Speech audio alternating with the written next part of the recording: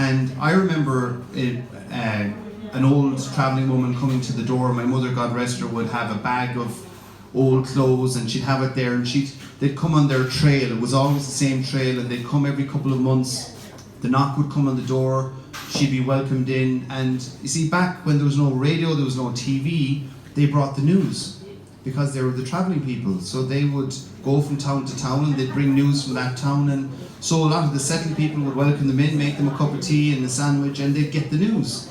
And of course then when TV and radio came, that was less required, and bit by bit the travelling people kind of went down, and they've been a forgotten race. They were tried to be settled by our government in the 50s and 60s, and they basically were left with little or no place to go, and they had such a rich tradition themselves. So yeah, maybe in your own time you can Google it and have a look through the travelling people. They have such a rich tradition of stories and whatnot. And one such man, Sigerson Clifford, he was a Kerry bard. He lived about 20 miles back the road here in a place called Carsavine, and he had a great interest in the travelling people, and he wrote lots of stories and poetry about them. And I'd like to share you a little piece, and it's about a travelling man and a woman, a settled woman, and they fall in love. But it was an ill-fated love. So it's a universal kind of story. So would you like to hear it? Yes! When cocks curved throats for cawing and cows in slumber kneeled, she tiptoed out the half door and crossed her father's field. Down the mountain shoulder the ragged dawnlight came. A cold wind from the westland blew out the last star's flame.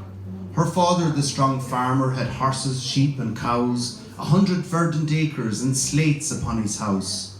She stole out with the starlight from where her life began, to roam the roads of Ireland with a travelling tinker man. His hair was brown and curling, his eyes were brown as well. His voice would charm the hinges off the gates of hell.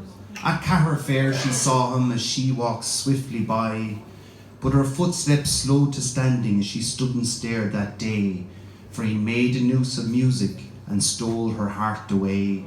And so she left her slate house and her father rich and strong, because her mind kept turning around a tinker's song. They travelled the road together, went up the hill and down, past many an empty bogland, through many a noisy town. She rode upon the ass cart to rest a tired leg. She learnt the lore of tinkers, and he taught her how to beg. Now the tree-tied house of planters, as cold as the east wind, the hall door of the gombeen has no welcome for our kind. The farmstead of the grabbard is as cold as stone, but the little homes of Kerry will give us half their own. She read the palms of girls and watched their eyes glow bright. She read the palms of women and watched their lips pursed tight.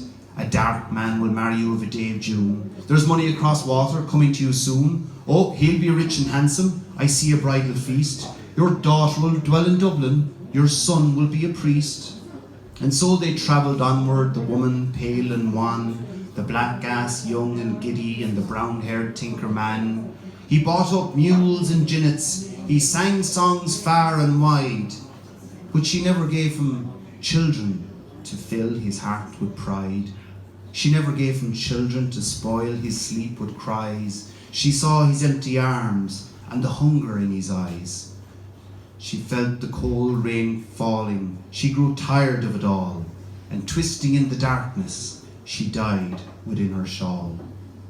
They dug a cold grave for her and left her all alone, and the tinker man went with them, his heart as grey as stone. Oh, she was the best of women, the flower of the ball. She never gave me children, but sure, that's no shame at all. A lass might break her mother's heart, a son might break her head. Maybe she's happier now, sleeping with the dead. He drank his fill of porter and turned his face to life, and hit the road for Puck Fair to find another wife.